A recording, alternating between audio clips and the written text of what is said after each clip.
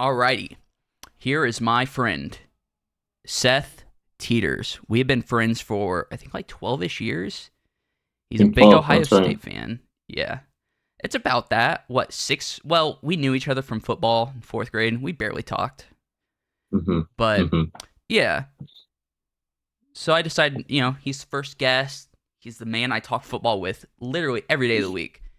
Mostly Every Ohio's day. every day. So, Seth, give us a little introduction of yourself here. Yeah, hi. My name's Seth Teeters. I'm 22 years old. I go to the Ohio State University. I'm a marketing major. I'm a fifth year. Graduate in December. Favorite sports team, obviously the Buckeyes, but then the Bengals, favorite NFL team. And then that's kind of all the sports I delve into. I don't go into basketball or baseball. Um, but yeah, so Ohio State football is my big thing. I follow it religiously. I always have.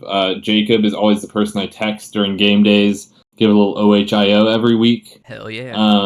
Yeah, it's a good tradition. And Jacob is fun to text because I'm one of the most optimistic fans you'll ever meet, and Jacob is not. All right. So All right. I mean, you're not wrong, but I just firmly believe that with belief in the team, good things happen. So our text conversations vary between hopefulness and hopelessness. But yeah, so good start to the season so far, 8-0. What are your thoughts so far, Jacob, on the season? I mean, so far the season's been amazing. I mean, well, if we're looking at it and overall, I mean, obviously the two standout victories, Notre Dame, Penn State, if you can call Penn State one. I mean, their quarterback was awful, so hmm bad. But the Notre hmm Dame one's big. It's mostly just our defense sticking up. I mean, we'll talk more about the defense later, but new quarterback. It's just like last year. Well, not last year, but the year before, where 2 years ago, introduce a new one, guy, yeah, Oregon and Stroud and Oregon Minnesota and Stroud. Yeah, Stroud, yeah. you introduce a new guy. You see how he does. Give him a couple weeks, and then he had the Notre Dame game. Boom, he's here. But yeah, I mean, what are your general thoughts overall? Yeah, I think that you kind of hit on some major points there. I think that Kyle McCord is getting a little bit more hate this around now because he was seen as a backup last year. Like and plus there was a quarterback competition, Yeah, so there's already uncertainty. So I think he's being treated a little bit unfairly by the media. I know that him and Stroud in Week 8, so McCord in the Wisconsin game, which I would consider by far his worst game, oh yeah, which still he did pretty well. He actually had the same stat line, nearly the exact same stat line that C.J. Stroud had his rookie year in Week 8 against Rutgers.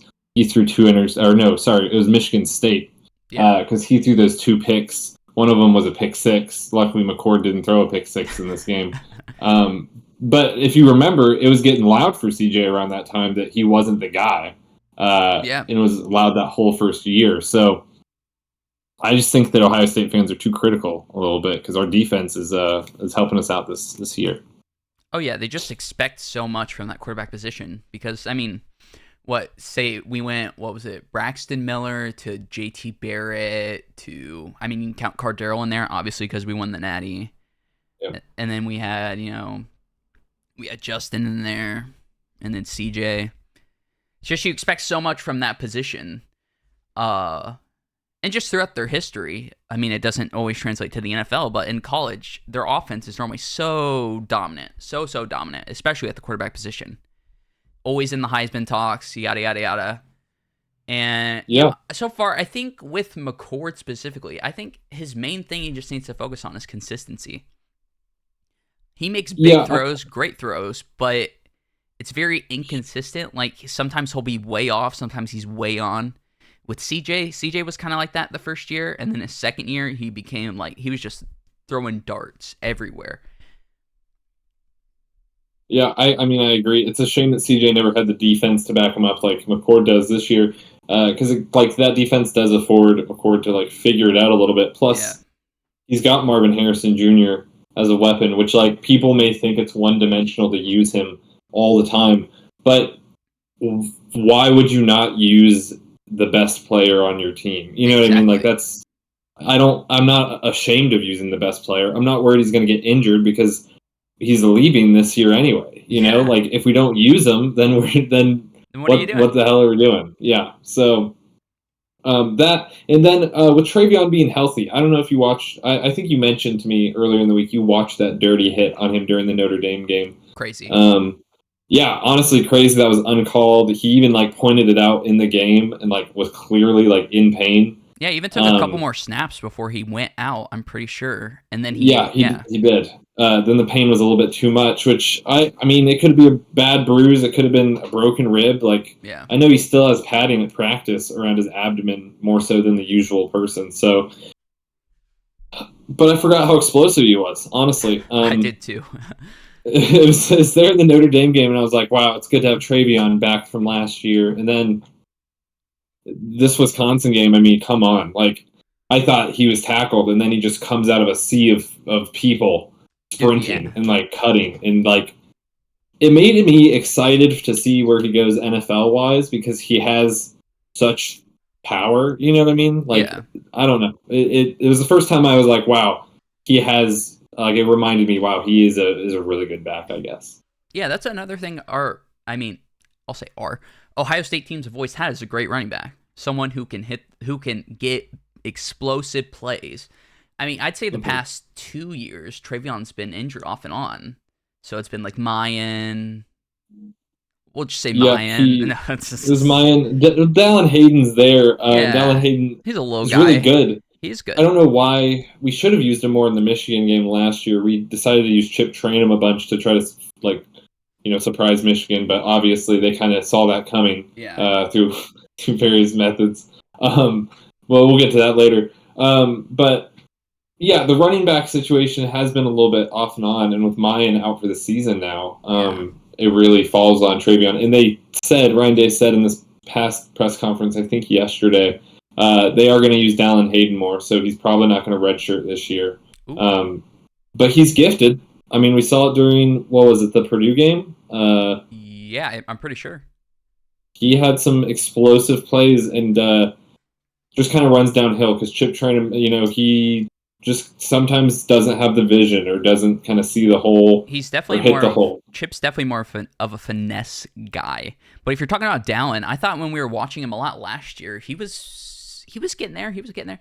The main thing for me, we definitely talked about this, is that he's a small guy, or at least he was a small guy for a running back in college. Like, he couldn't do anything between the tackles, almost. No, Dallin, that's his biggest flaw is actually pass, just blocking in general. He's not a good running back blocker.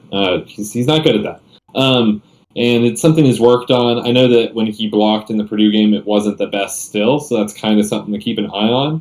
But I think it is a good explosive alternative to Trey. If he's taking a break after running 90 yards down the field, which he can do, which is crazy. There's a moment in the Wisconsin game where he was running and somebody tried to pull him down, and he got faster breaking out of that. It looked like a speed boost kicked in, and it's just crazy to watch him play. It makes me excited to see this offense play with Marvin out there, and then what are you going to do? You're going to guard Marv with two people, or you're going to load up the box and stop Trey, who is going to just run all over you? So really a Death Star of talent there on the Ohio State roster. Yeah, Trey he definitely looked back to form. That's for sure. He I was gonna say, his I'm pretty sure he had over 200 scrimmage yards. There was a run where I think it was his second touchdown, where he just hit the B gap and he was gone. That reminded me so much of Zeke when we had Zeke. We haven't had an explosive guy like that. Even. Yeah, early Dobbins. Yeah. I can't believe I forgot about Dobbins. Your jersey is a Dobbins jersey. I love JK. I'm going to be wearing it for that gray out Michigan State game coming up here, not this Saturday, but next Saturday. Those unis look so good. I'm very excited for that game. And then we have our game following day as well. So that's also very exciting. So moving on to the defense. This is interesting because it's a philosophy switch for Ohio State. You know, you mentioned it earlier. We're used to scoring 45 points per game per like average, and that's been a baseline for like 4 years now. But now instead of that, we're just saying you can't score more than 17 points on us. Full stop. That's the most that's been scored on us this season. I think we're averaging like 13 points on us this season. I'll have to check, but I think that's about right. Yeah. But like we're just saying, no, you can't score, and our offense has the weapons to score, and we're like that's how we're gonna play. And I think that like Ohio State fans aren't used to that. Yeah, people were destroying Jim Knowles after the Michigan game last year because of how many big it was a close game. Then towards the end of the game, boom, so many explosive plays for that Michigan offense. They've looked kind of the same this year, I guess, but. In general, I mean, just their the run philosophy. game is down, for the record. The Michigan run game is very much down, which is interesting. Oh, for sure. But with him, I mean, he's essentially just like no big plays. No, everything is in front of us, no matter what.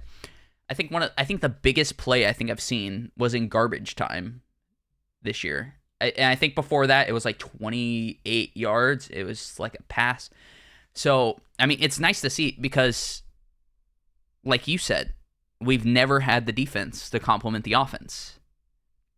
That is such a nice thing to have. It's always been like, God, please, can they hold up? Please. Even when there was Chase and we had the Bosas, it was like, please, can the defense just hold up? The offense will get it done. It's similar. I feel like this is interesting. This is something I've been thinking about. This is a Seth original here. This isn't stolen from any reporter, but it's very similar to our current experience with our offense, where we have these star position players that make plays and we can rely on them to make plays. But if Nick Bosa doesn't have a good night, our defense is getting lit up. If Chase Young isn't tackling, our defense is failing. Sure, you've got Jeff Okudah out there that's helping, but like even Sean Wade is getting cooked, back in 2019. Damon Arnett with his broken hand. Exactly. So the defense had stars, but it wasn't necessarily like the concept wasn't there. I think the Jim Knowles strategy and the idea of bringing pressure, not necessarily going for sacks, but making that quarterback make mistakes or just lose it down, like that is what we're doing consistently. You mentioned big plays. We're not giving up any big plays. Yeah. The biggest plays we give up are random. I feel like things that happen only once a game, right? Like in Wisconsin, there was a quarterback, a rush that he ran like probably 30 yards. Yeah. Which, we were deep in there. It was the end of the quarter. It was the end of the half, actually. And we also didn't let them score on that at the half yard line, which is insane. Oh yeah. That not giving up, even though it's like that's crazy to me. But whatever. But yeah, we just don't give up the big plays, and that seems to be what Ryan Day sat down at the end of the season and was like, hey, what are we struggling with? What's the reason we're losing? We found it. Now it just is a matter of the offensive weapons going to click in the right time with the defense's chances that they give them. Yeah, it feels like it's so much more like that coaching staff in general. Day, Hartline, the play calling is switched to Hartline for the most part. And then Knowles, it feels like so much more of a group effort to game plan. Before it felt like Day was doing whatever he wanted, he's like, oh, I'll score, Jim can figure it out, or whoever could figure it out. But now it feels like they just complement each other so well. And when it comes to just as a team, as a defense, it's not just one guy. It's not just two guys. Like you were mentioning, it'd be Chase and Okudah. And then God hope everybody else does their job. This year, it's like that back end, you got Burke, you got Hancock. Linebacker groups, you got Eichenberg, you got Proctor back there. Proctor has been killing it this season. And then the D-line, you just got so many interchangeable pieces. Obviously, you have JTT, and he's incredible. But even when he's not getting there, I feel like our big guys are our defensive tackles have been so much more productive this year than they Yeah, have been in Mike the Paul and past. Tyleek Williams are just game wreckers on the inside, which even gives Jack Sawyer. He's not really getting the credit that he deserves because he's Yeah. actually these pressures. This whole idea that Jim Knowles has built. He said in in an early press conference this year. I think it was game 2, right before the Notre Dame game. He said that they're approaching it with a new concept, talking about how it's not sacks, it's about pressures, and how he doesn't have a name for it yet, and that he'll let everybody know how it works by the end of the year. Like Yeah. he's like, I don't know, this is new for me. He's like, I think it's gonna work. I have a theory that it's gonna work, and I mean, come on, like look around, like they're like offenses are just kind of stuck in the mud facing our Yeah. defense, So many three and minus outs. like one drive.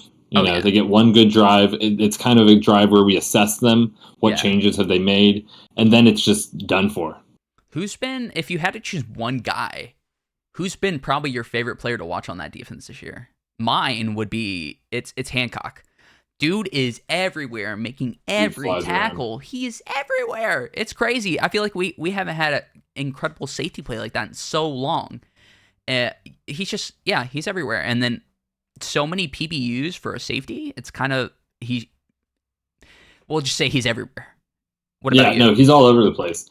If I had to pick one person, I would probably say, it's almost a tie, but I will say that it's probably Igbinosa, Davidson Igbinosa. Yeah. I mean, this guy is from Ole Miss. He faces his brother this week at Rutgers, and I think his brother might be a receiver. But there we go. This guy is physical. I mean, like when I watch him play, I get nervous that we're going to get a pass interference. We rarely do. Yeah. We have with him, but I mean, like he is physical. Let's hold on. I just hold up his like stat chart. Yeah. I mean, this dude just like kills it. He's third on the team with 25 solo tackles. Yeah. Or sorry, second on the team. So he's just always when a camera cuts to him and a receiver, he's on him. He's physical. It's tough football. Yeah. And I think it pushes our DB room a little bit further. You know what I mean? Having that intensity. I heard that a few of the players like need to tell him to cool it in practice sometimes because he's a little bit too hot. So I don't know. I like that a little bit. I feel like we need that. Oh, for sure. I feel like, I mean, for a college kid, his technique is so sound. It's weird. Normally you see, like you were mentioning, pass interference and stuff like that, or most college DBs are more, I've used this word already, but finesse. They rely on their speed, they rely on their experience. By the way, I just looked it up. For our defense, we are second in the nation points against us. It's only 10 points per game. So we're even better than you thought we were. It's not 13, it's 10. Right. So like, okay, you're telling me that Marvin Harrison Jr. and Travion Henderson can't go down and score 10 points in exactly. a game. You know what I mean? Like that's what we're telling teams to do. Yep. And it works, at the end of the day, like you feel good about it, when you look around. And then the other person I was going to mention on defense really quickly before we kind of dive into a little bit of this Michigan stuff.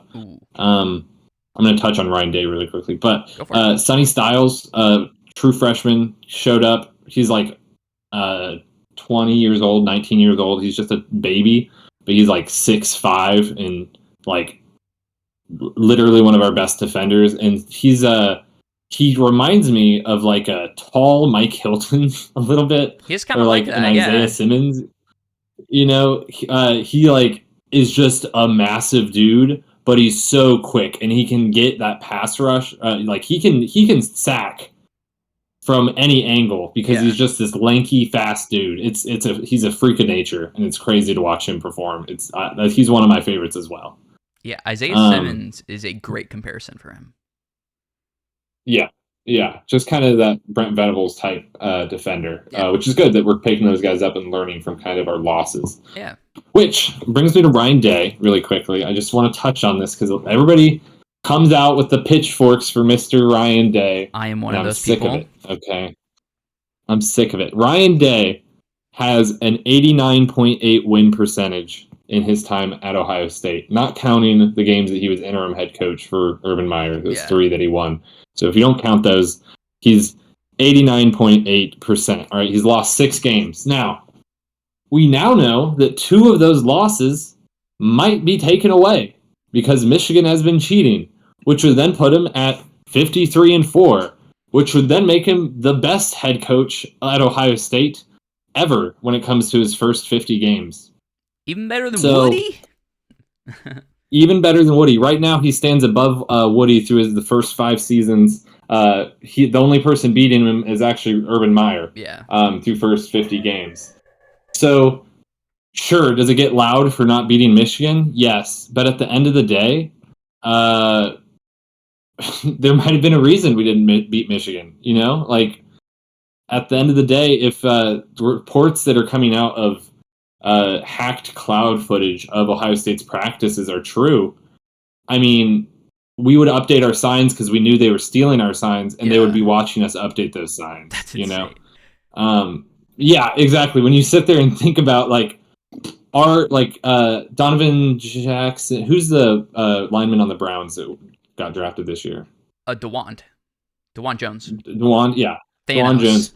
He said, Big Thanos said in an interview about it that they knew going into that Michigan game last year that they were stealing signs, so they had to shift some of their signs, but they couldn't shift all of them because it's too much of a long process. It takes all offseason to learn a new set of signs for college football. So they knew, and he said it was demoralizing because you knew that the guy lining up across from you knew what play you were playing every single round. And I feel bad for those guys. Those guys had to sit up on a stage and take a loss and take the blame when they knew that there was something fishy going on. Yeah. And you couldn't accuse them of cheating because then they're just going to think you're a sore loser. They're like, what proof? Absolutely. You have any proof? When you this sign stealing stuff, first of all, of course it's Jim Harbaugh. Of course it is. And then, of course it is.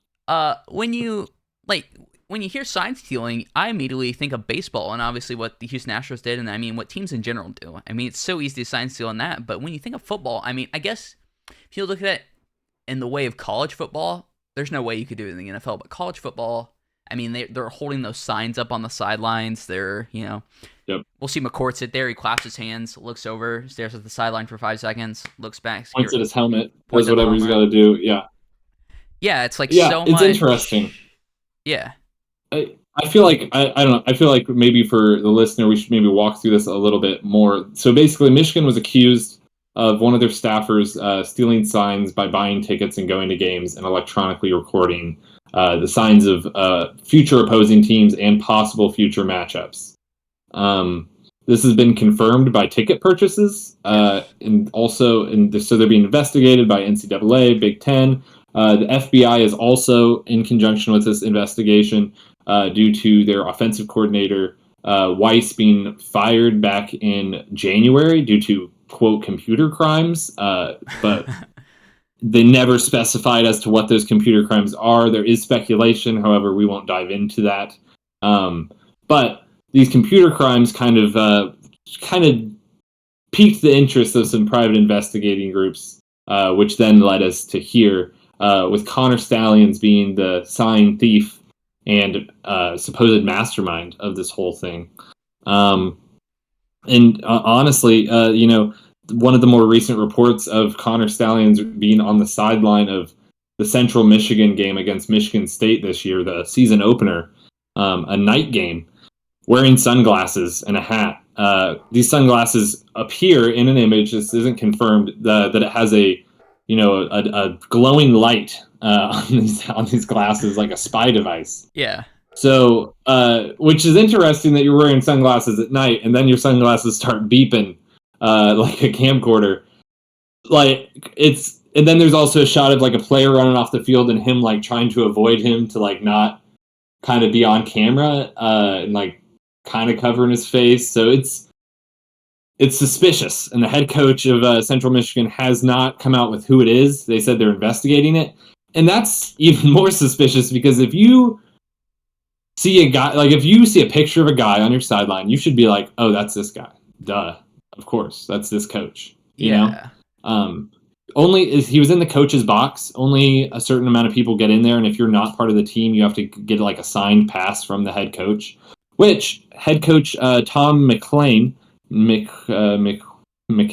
yeah, whatever his name. He worked at Michigan in 2018 as a wide receivers coach with Jim Harbaugh, and they're known for a good relationship. Yeah. So I'm not going to speculate anything, but if Jim Harbaugh calls and says, "Hey, can I have one of my staffers come over?" Like, hey, well, then he's part of it now. You know what I mean? Like, so of course he's going to keep quiet because that implicates Jim Harbaugh actually in a much bigger way if this actually comes out. Yeah, Central Michigan, like that situation is insane because he's on the sideline. He's wearing a Central Michigan hat and I believe Central Michigan shirt. So he's basically acting like he's a member of the coaching staff. And watching that press conference with the head coach's response was hilarious. There were some people on the internet that were like, why wouldn't he just say, like, oh, he knows who that is, especially since he worked with Jim. Instead, now that he said, we don't know, we're starting an investigation, it just keeps going deeper. He seemed nervous, and deeper. too. He seemed a little bit extremely nervous. Yeah, I thought so. Which I would be too. That's like you're already coaching at a max school. If you get caught letting a cheater you're done cheat for you, yeah, you're kind of screwed. Not to mention, maybe let me pull up that Michigan State MU game. I don't know what the score was, but like if Central Michigan was keeping it close, then like he was helping. You know what I mean? Like it was 7-31. I mean, it's a MAC school. MAC can be hard sometimes, but like, hey, what are you doing on their sideline? Yeah, I mean, I'm curious when we get like an official. I mean, I feel like it's going to be within the next week. We're going to get something official on that. But you were mentioning earlier about the wins being are they actually considering taking stats away from Michigan if this turns out to be true? Like taking away like stuff from the stat books, like wins? Yeah, it would. Yeah, so it would be the losses would be conceded. I don't know exactly how it works. Like for us, I think it would still. I think it would maybe still count as a loss to Michigan. Yeah. But that would always be up for debate. You know what I mean? Like I feel like that would be like did we really? But you bring up a good point. When will we see action? We know the NCAA doesn't do anything quickly, so we know that that's a solid over a year out. Yeah. But the Big Ten had a conference call on Tuesday with all the Big Ten head coaches, and they were pushing for action this year. And I know that here today they are also meeting again and pushing this new commissioner. He's brand new, like who was it? Kevin Warren just left in the summer. And now he's got to make a decision on this. And this is it's a big first decision. Important. It's huge. Yeah, it's important how he handles it. It's financially, if they damn Michigan, financially that could hurt them because that's millions lost with the college football playoff there. And the Big Ten championship because Michigan people would show up if they were to make it there. Oh, yeah. It also might hurt sales for the Michigan-Ohio State game if they say, hey, Michigan, you're not going to win the Big Ten no matter what. You're banned from the Big Ten championship. Yeah. Like, how much does that matter? And then what does that even tell to the college football playoff committee? Which, that's a whole different discussion because they were told not to consider this scandal in their ranking. But, I mean, it seems like they may have, even though they've got the athletic director of Michigan in that committee. Yeah, it's insane they wouldn't consider it. They consider so much BS throughout these years of... I can't wait for it to turn to the 12 teams next year, but it's gonna be amazing. For that top four, they always consider so much BS. Like the year we didn't, what was it? I think it was 2016, the year we were just outed by it. They had the dumbest reason. I can't even remember what it was. But yeah, I mean, that should totally be considered. You're right, new commissioner. I mean, it's a big first decision. If you handle it wrong, I mean, that's just like imagine Roger Goodell with the whole. I mean, you can just pick a bunch of things. We'll just go the Myles Garrett situation. Like if he wouldn't have suspended him at all for hitting a guy over the head with a helmet. Not being super strict on it either. You know, what I mean? It was a delicate situation. You have to be fair. Yeah. I think that obviously they know more than what we know about these allegations. They've seen the evidence probably. So And we also know that rules are broken at the end of the day. Yeah. So, like, yeah, we're going to want to see some type of motion on, like, how is this affecting our current season? Because we know that Connor Stalions bought tickets to the Penn State Ohio State game. He didn't show up because that was the week the news broke. Yes. But we had 5 or 6 games before that. How many games did they scout? How many signs did they steal from this year? We don't know. Like, great point. Like, genuinely, at the end and it takes all season to change these signs. So you're telling me that, like, some of our old signs aren't still kind of, embedded into our system? You know, like, sure. Exactly. So I don't know. It's a mess. Let's look ahead though. Rest of the season stacks up. I mean, we got the good old Scarlet Knights. Rutgers. Yeah, this is a different Rutgers team though. This is a little bit better. 6-2. They kind of say that every year. 6-2. I mean, Greg this year, Schiano. the record actually shows they are a different team though. I will say we are favored by 3 touchdowns still. I think the spread is 16 points. Yeah. But hey, they're the best Rutgers team we've probably seen since they joined the conference, and we're still a 3 touchdown favorite. So do with that what you will. They're always a little tricky on offense. I won't lie. I mean, I'm pretty sure like the last 2-3 years they always like almost go out and get an opening drive touchdown. They might not score the rest of the game, but they go out and get a point. They are very tricky. A tricky play. They're just and like, it's Greg Schiano. Yeah. It's our old ex-defensive coordinator. Things didn't end super well. Last year, Ryan Day almost punched him on the field. He was so mad. I remember. It's one of my favorite clips. He was so heated. Maybe Ryan Day's been fiery all season, so maybe that carries over into this game. Ohio versus the world. Maybe we see a little bit, us flexing offensive muscle. I don't know if we'll see Emeka Egbuka back. We haven't talked much about him, but yeah. I'd honestly not mind him sitting. I wouldn't this at all. game. Yeah. Hell, sit the next one too. Wait till Michigan to come back. Michigan, Minnesota, or bring him back Minnesota so he's not cold. Yeah, exactly. Stuff like that. Yeah, I mean, just give him as much time as possible. I mean, we know last year we brought JSN back Jackson Smith and Jigba back way too soon. Re-injured his hamstring. We just didn't have him the entire year. Probably because he came back too soon. Right. But what did he come back for? The Penn State game, or he was some midseason game that we were like, we need him. Yeah, it might have been. It was either Penn State or Michigan State. Yeah, we thought we need him. We brought him out like the first drive. Or no, I think it was Michigan State because we didn't even need him. He played like a couple snaps in the first quarter, and then he was just out. We were like, where he's already out again. Mm-hmm. Yeah. So then we got Michigan State, which we've talked about multiple times. That game should be, It's easy. Their head coach is disarray. Yeah, players really are not having it. Yeah. They hired that guy, 2 years ago, and they were like, oh, our savior's here. And then, so far, so good. Not only that, they gave Mel Tucker a massive contract in the offseason, and now that's blown up in their face. I think it was like $80 million. It's normally what happens when you give someone a contract. So we got Minnesota. Minnesota's always a scrappy team, I feel like. Minnesota's scrappy. They're on a down year a little bit. PJ Fleck's struggling a little bit, but it's still it's a home game. That's good for Ohio State. Kind of the last hurrah, last test before Michigan. If I had to guess, Minnesota's where you're going to get to see some more creative play, perhaps in the later half if we're putting that game away. So maybe Lincoln Kierholtz, the freshman quarterback, gets a little bit of those Devin Brown packages down in the red zone. Yeah. Devin Brown should be back around then too, so maybe we see a little bit more of that. Yeah, didn't they say 2 to 3 weeks? So it should be about then. Yeah. Yeah, he's out this week. I'm sure he'll be out next week. We shouldn't need him that week. No. So maybe Minnesota is time to give Michigan the most amount of film to watch, because I think that really hurt Penn State, was throwing that right before Penn State. We did it in the Purdue game. They had to watch that tape and figure out what are we going to do with that? What other plays associated with that play did we make? Which Ryan Day said we made a bunch, but with Devin Brown going down on the second snap that he'd played in the Penn State game, we didn't get to explore it. Yeah.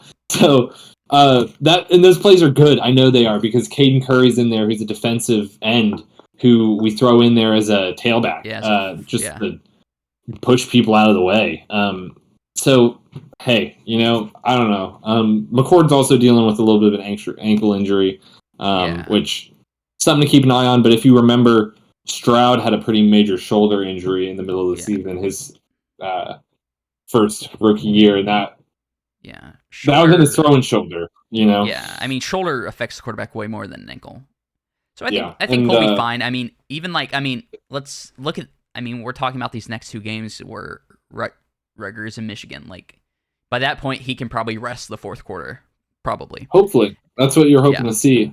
Especially we've got. I think he was the Oregon State quarterback transferred, and then we have Lincoln Kierholtz, as I mentioned, true freshman, very athletic kid. I'm very excited to see him get some of those Devin Brown snaps, because I hope they do it, because I think he's a baller. It'd be fun, yeah.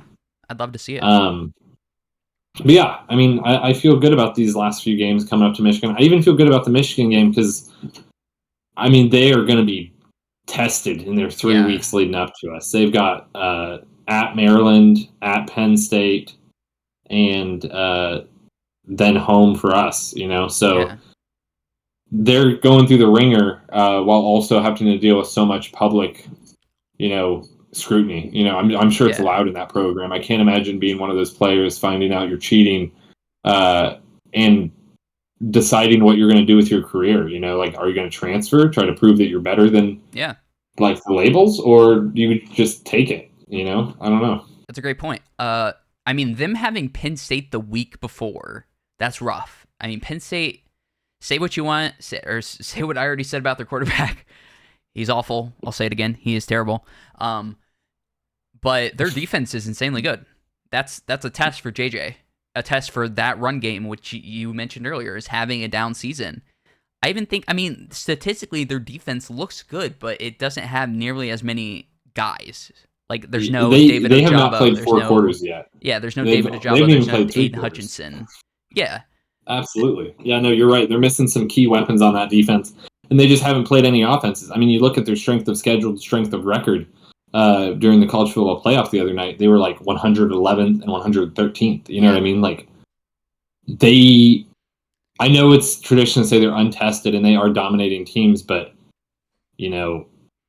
what happens when they get hit in the face a little bit, because they haven't been at all. Exactly. They have not seen a defense like this from us the past 2 years where we've been unsuccessful. I also want to make a note on that. I don't think people talk about the 2019 defense a lot. I'm just going to say I think this is better than the 2019 defense. I would agree. Holistically, as a product. I know that we don't have Chase Young in there, the Predator, but we don't need that, because our whole line is so dangerous that anybody's getting a sack. Mike Hall, Tyleik Williams, Tuimoloau, JTT. JTT, and then Sawyer. Jack Sawyer. Like, it's a weapon. Where are you going to go after that? Tommy Eichenberg, Steel Chambers. Steel Chambers has been getting subbed out a little bit with Cody Simon, who's a younger linebacker, but Cody Simon's a G. I mean, that guy comes in for the third down plays and always shuts him down or gets a sack. Like, he's just in the backfield. Yeah, Steele's a great tackler most of the time.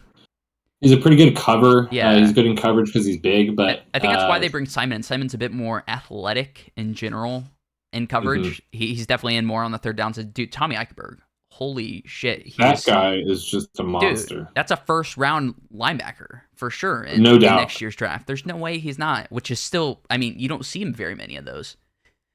No, absolutely. I mean, he doesn't get the credit that he deserves. Not at all. You talk about his teammates talking about him in the game and at practice. He just grunts. Like, he's just an orc of a man. Just playing ball, honestly. Yeah. So what were your thoughts on the college football playoff rankings that came out Tuesday? Like, in general, the top four. So here, I'll do the top 10 real quick. 1, Ohio State. Let's go. 2, Georgia, of course. It was either going to be us or Georgia at number 1. 3, Michigan. 4, Florida State, which is crazy. They've had so many close games. I'd honestly put Washington over them. 5, Washington. 6, Oregon. 7, Texas. 8, Alabama. 9, Oklahoma. And then 10, Ole Miss. Might as well mention it. 11 is Penn State, since we have already faced them. So what were your thoughts on those when they first came out? Yeah, so I'm glad that the committee decided that we were number 1, obviously, because I'm an Ohio State fan, but also because it just made sense just from a resume perspective. Like, there is nobody that has a better resume in that undefeated slot. Like, yes, there are defeated teams that have beat better teams. I think of Oklahoma, which I'll get to them in a second, but I think that overall we should be the number one team. A lot of people think that Georgia should be the number one because they're the two-time back-to-back national champions, but this is about this year's playoff, not last year's playoff. And last year's playoff nearly ended in a different result. I'm just going to say it was a bad kick in the final second. Real quick, it was a miss. That happening right as the ball was dropping on New Year's is one of the most sad things ever. Like, I got in trouble with that one.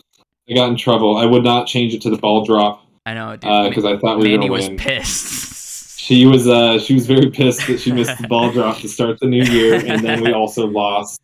It was a bad way to start the year. I'm just going to say it, but it's only been up from there. I guess as an Ohio State fan. So, but yeah, I like the rankings. My biggest holdup, you mentioned Florida State being in some close games.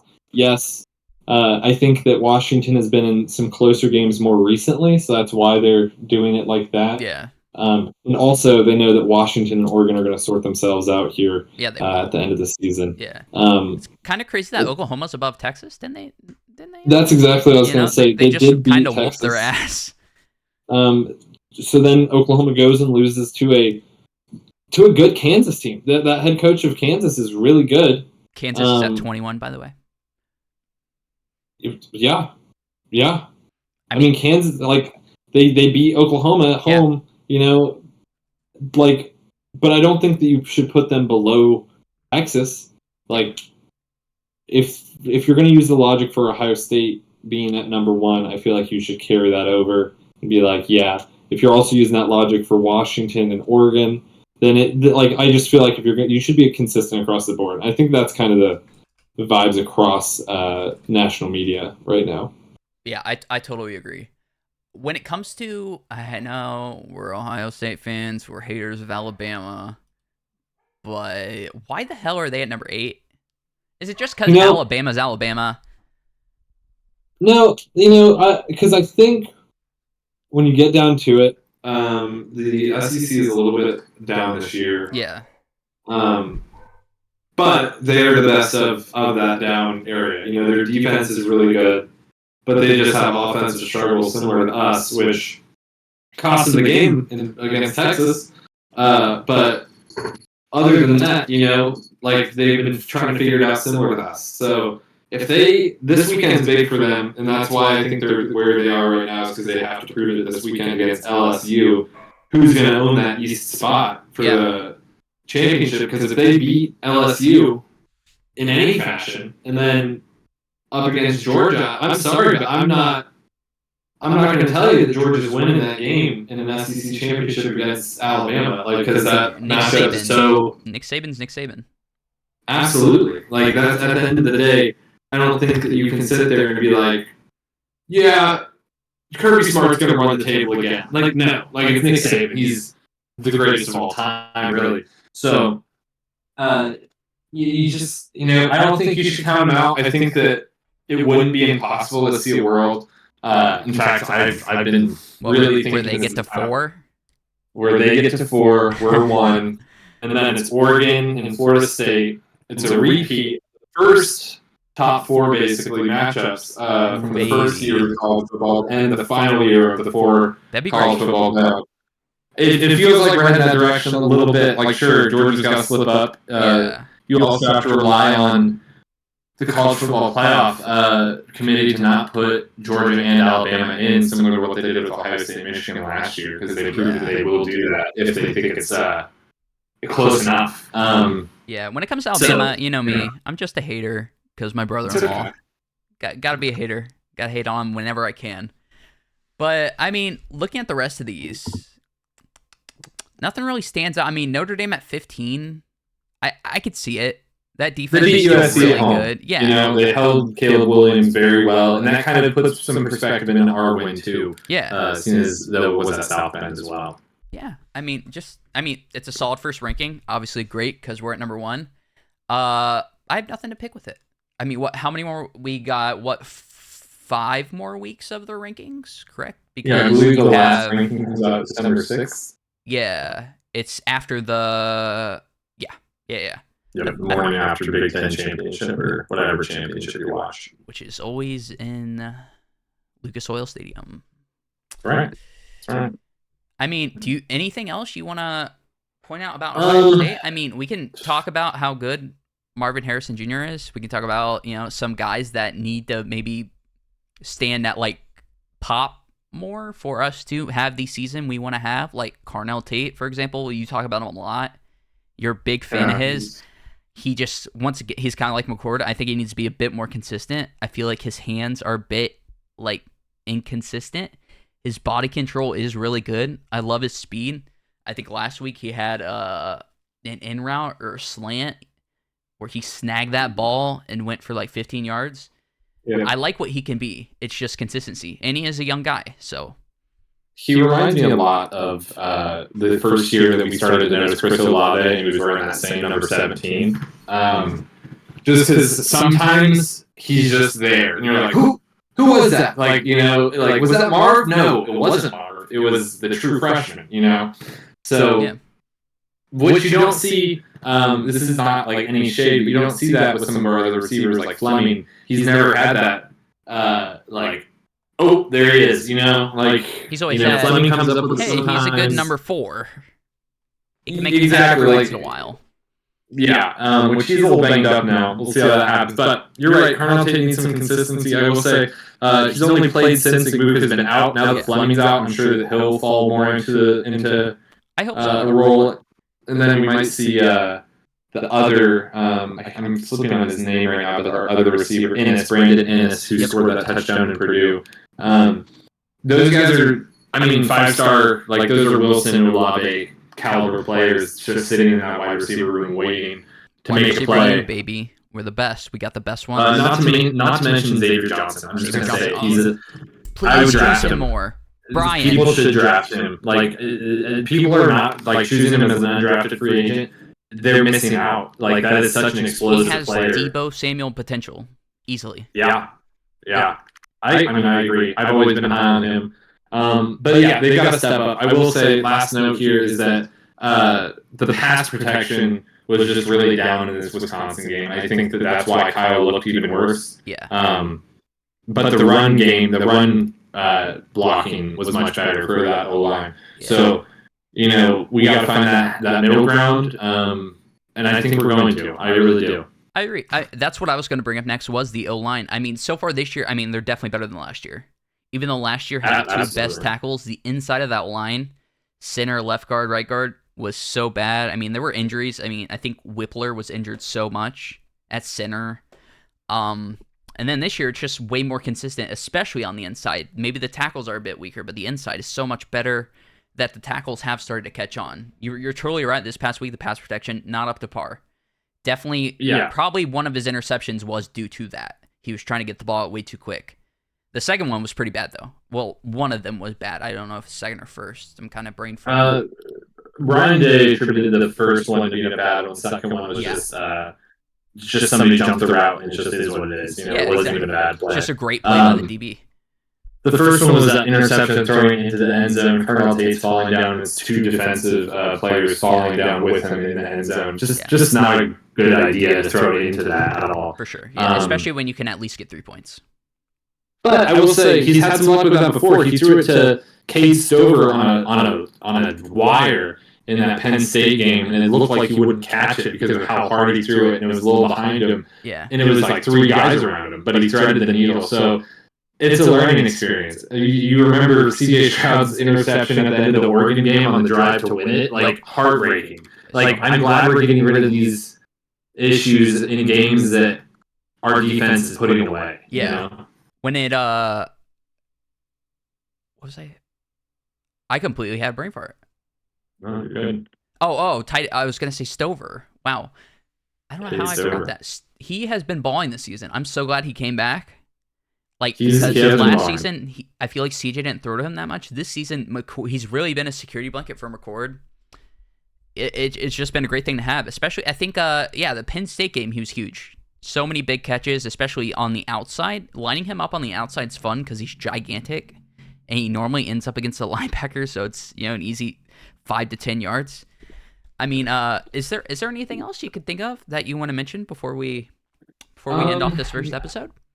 I will say just to round this out really quickly, injury updates. I know Langton Ransom has an injury, which is pretty.